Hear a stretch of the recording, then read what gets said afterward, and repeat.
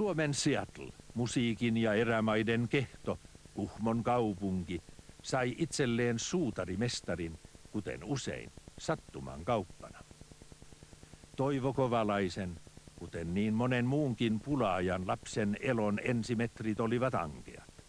Ei ollut Toivo suutarin lapsi, vaan ei silti ollut Toivolla kenkiä. Minähän olin niin köyhästä perheestä, että ei ollut kenkiä, ei ollut silloin niin kuin 10-vuotiaanakaan ollenkaan, sitä piti juosta avojalon. Niin sitten kun 14, niin minä arvelin, että no pitää ruveta opettelemaan itse kengäntekoja, niin minä tein itsellekin ne kengät. Ja siitä se lähti sitten vähitellen niin opetteli aina tein.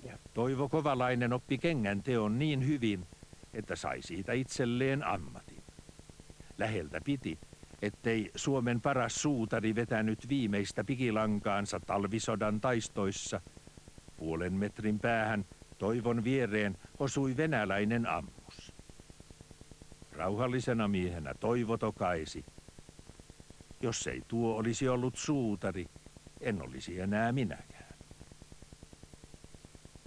Kaunaa ei Toivo venäläisille ole jaksanut kantaa, vaan on tehnyt lapikkaat muun muassa ulkoministeri Kossyginille.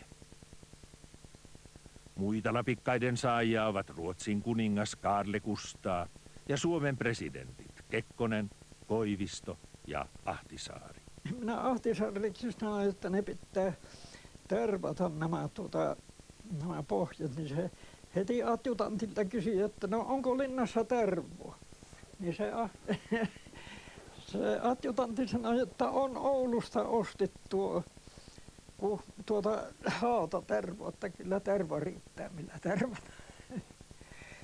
Lapikas on ainoa jalkine, joka pitää jalan kuivana ja hiostamatta säällä kuin säällä.